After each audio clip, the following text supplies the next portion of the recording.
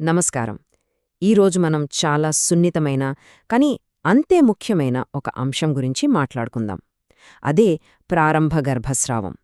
ఈ ప్రయాణాన్ని అర్థం చేసుకోవడానికి అవసరమైన స్పష్టమైన సహాయకరమైన సమాచారాన్ని ఈరోజు మనం తెలుసుకుందాం. 5లో 1 ఈ సంఖ్య చూస్తే కొంచెం ఆశ్చర్యంగా అనిపించొచ్చు, కానీ ఇది వాస్తవం. అంటే నిర్ధారణైన ప్రతి 5 గర్భాలలో 1 మొదటి 3 నెలల్లోనే గర్భస్రావంతో ముగుస్తుందన్నమాట. దీన్ని బట్టే మనం అర్థం చేసుకోవచ్చు ఇది ఎంత సాధారణమైన విషయమో. సరే, ముందుగా అసలు ఈ ప్రారంభ గర్భస్రావం అంటే ఏంటి? ఇది ఎవరిని ప్రభావితం చేస్తుంది? వాస్తవాలేంటో చూద్దాం. చాలా సింపుల్గా చెప్పాలంటే, గర్భం దాల్చిన మొదటి 3 నెలలు అంటే మొదటి త్రైమాసికమంటాం కదా, ఆ సమయంలో బిడ్డను కోల్పోవడాన్నే ప్రారంభ గర్భస్రావం అని అంటారు. ఇది దీనికి సంబంధించిన వైద్యపరమైన నిర్వచనమన్నమాట. గర్భస్రావం జరగడానికి వయసు అనేది చాలా ముఖ్యమైన కారణం.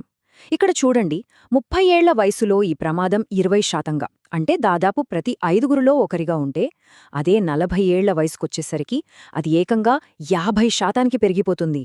అంటే ఇద్దరిలో ఒకరికి ప్రమాదం ఉంటుంది. వయసు పెరిగే కొద్దీ ఈ రిస్క్ ఎంతలా పెరుగుతుందో కదా. వయసు ఒకటే కాదు, ఇంకా కొన్ని రిస్క్ ఫ్యాక్టర్స్ కూడా ఉన్నాయి. ఉదాహరణకి, కంట్రోల్లో లేని షుగర్ వ్యాధి అంటే డయాబెటీస్, అలాగే స్మోకింగ్, మరీ ఎక్కువ బరువు ఉండటం లేదా ఎక్కువగా ఆల్కహాల్ తీసుకోవటం, ఇవన్నీ కూడా ప్రమాదాన్ని పెంచేవే. అందుకే ఆరోగ్యకరమైన గర్భం కోసం ప్లాన్ చేసుకునేటప్పుడు ఈ విషయాల గురించి తెలుసుకోవడం చాలా ముఖ్యం. సరే, ఇప్పుడు అందరినీ వేధించే ఆ కష్టమైన ప్రశ్నకొద్దాం. అసలు ఎందుకు ఇలా జరుగుతోంది? దీనికి గల కారణాలేంటో అర్థం చేసుకుంటూ కొన్ని సాధారణ అపోహలను కూడా దూరం చేసుకుందాం. ఇదే అందరి మదిలో మెదిలే ప్రశ్న, ఎంతోమందిని వేధించే ప్రశ్న. అసలు ప్రారంభ గర్భస్రావాలు ఎందుకు జరుగుతాయి? దీనికి సమాధానమేంటంటే, చాలా వరకు కేసులలో బిడ్డ క్రోమోజోములలో సమస్య ఉండటమే ప్రధాన కారణం. అంటే పిండం సరిగ్గా అభివృద్ధి చెందకపోవడం అన్నమాట. ఇది పూర్తిగా యాదృచ్ఛికంగా జరిగే సంఘటన. ఇందులో తల్లిదండ్రులు చేసిన పొరపాటు ఏమాత్రం ఉండదు. ఈ విషయం గుర్తుపెట్టుకోవడం చాలా ముఖ్యం. ఇక చాలామందిలో ఉండే 2 పెద్ద అపోహలని ఇప్పుడు తొలగించుకుందాం. మొదటిది, ఒత్తిడి వల్ల గర్భస్రావం అవుతుందని అనుకుంటారు, కానీ దానికెలాంటి ఆధారాలు లేవు. అలాగే గర్భధారణ సమయంలో శృంగారంలో పాల్గొనడం వల్ల కూడా గర్భస్రావం జరగదు. ఈ 2 చాలా సాధారణమైన అపోహలు. వీటి గురించి ఆందోళన చెందాల్సిన అవసరం లేదు. సరే, మరి ఒకవేళ గర్భస్రావం జరిగిందని అనుమానం వస్తే వైద్యపరంగా దాన్ని ఎలా నిర్ధారిస్తారు? ఆ ప్రక్రియ ఏంటో ఇప్పుడు చూద్దాం. ఈ ప్రాసెస్లో ముఖ్యంగా 3 దశలుంటాయి. మొదటది, రక్తస్రావం లేదా నొప్పిలాంటి లక్షణాలు కనిపిస్తే వెంటనే డాక్టర్ని సంప్రదించటం. రెండవది, వాళ్ళొక అల్ట్రాసౌండ్ స్కాన్ చేస్తారు. ఇక మూడవది, ఆ స్కాన్ రిపోర్ట్ ఆధారంగా రోగ నిర్ధారణ చేసి ఆ తర్వాత ఏం చెయ్యాలి, మన ముందున్న ఆప్షన్స్ ఏంటి అనే విషయాలు చర్చిస్తారు. ఈ నిర్ధారణ కోసం డాక్టర్లు కొన్ని పద్ధతులు వాడతారు. అందులో ఒకటి ట్రాన్స్ వజైనల్ అల్ట్రాసౌండ్. దీనివల్ల లోపల చాలా స్పష్టమైన చిత్రం కనిపిస్తుంది. కొన్నిసార్లు పొట్ట పైనుంచి చేసే స్కాన్ కూడా చేస్తారు. వీటితో పాటు రక్త పరీక్షలు కూడా చేస్తారు. రక్తంలో బీటా హెచ్సిజి అనే ప్రెగ్నెన్సీ హార్మోన్ లెవెల్స్ ఎలా ఉన్నాయో చూడటానికి ఇది సహాయపడుతుంది. ఓకే, ఇప్పుడు మనం చాలా ముఖ్యమైన విభాగానికి వచ్చాం. ఒకవేళ గర్భస్రావం నిర్ధారణ అయితే ఆ తర్వాత పరిస్థితిని మేనేజ్ చేయడానికి మన ముందు ఎలాంటి మార్గాలుంటాయి? వాటినర్థం చేసుకుందాం. సాధారణంగా 3 ఆప్షన్స్ ఉంటాయి. మొదటది, సహజంగా జరగనివ్వడం. అంటే దానంతటా అదే క్లియర్ అవ్వడానికి వేచి చూడ్డం. దీని సక్సెస్ రేటు సుమారు 50% ఉంటుంది, కానీ దీనికి 3 వారాల వరకు టైం పట్టొచ్చు. రెండవది, మందులు వాడటం. దీని సక్సెస్ రేటు 85% వరకు ఉంటుంది. దీనికి అనస్థీషియా అవసరం లేదు. ఇక మూడవది, సర్జరీ. ఇది దాదాపు 95% సక్సెస్ రేట్తో అన్నిటికన్నా వేగవంతమైన ఆప్షన్. అయితే ఇక్కడొక విషయం మనం ఖచ్చితంగా గుర్తుంచుకోవాలి. ఏ దారి ఎంచుకోవాలి అనేది ఒక్కరే తీసుకునే నిర్ణయం కాదు. ఇది ఒక భాగస్వామ్య నిర్ణయం.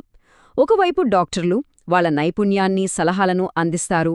మరోవైపు పేషెంట్ వాళ్ళ ప్రాధాన్యతలను, వాళ్ళకి ఏది సౌకర్యంగా ఉంటుందో తెలియజేస్తారు. ఇద్దరూ కలిసే ఒక నిర్ణయానికి వస్తారు. ఇలాంటి సమయంలో సరైన నిర్ణయం తీసుకోవడానికి ఈ 3 ప్రశ్నలు చాలా బాగా ఉపయోగపడతాయి. మొదటిది, నా ముందున్న ఆప్షన్స్ ఏంటి? రెండవది, ప్రతి ఆప్షన్లో ఉన్న లాభనష్టాలేంటి?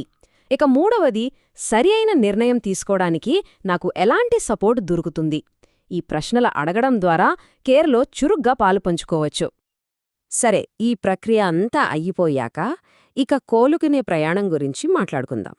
శారీరకంగా అలాగే మానసికంగా ఎలాంటి మార్పులు ఆశించవచ్చు, వాటిని ఎలా ఎదుర్కోవాలి? శారీరకంగా కోలుకోవడానికి కొంత సమయం పడుతుంది. సాధారణంగా 1-2 వారాల పాటు బ్లీడింగ్ అవ్వచ్చు. ఆ టైంలో ఇన్ఫెక్షన్లు రాకుండా టాంపూన్ల బదులు శానిటరీ ప్యాడ్స్ వాడటం మంచిది. నెక్స్ట్ పీరియడ్ సాధారణంగా 4-5 వారాల్లో మళ్లీ వస్తుంది. ఒకవేళ వెంటనే మళ్లీ గర్భం దాల్చకూడదు అనుకుంటే గర్భనిరోధక పద్ధతులు వాడటం అవసరం.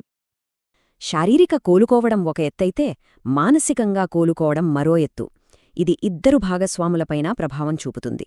దుఃఖించడం, బాధపడటం అనేది చాలా సహజమైన రియాక్షన్. ప్రతి ఒక్కరి అనుభవం వేరుగా ఉంటుంది. ఈ సమయంలో కుటుంబం, స్నేహితులు లేదా డాక్టర్ నుండి మద్దతు తీసుకోవడానికి ఏమాత్రం వెనుకాడకూడదు.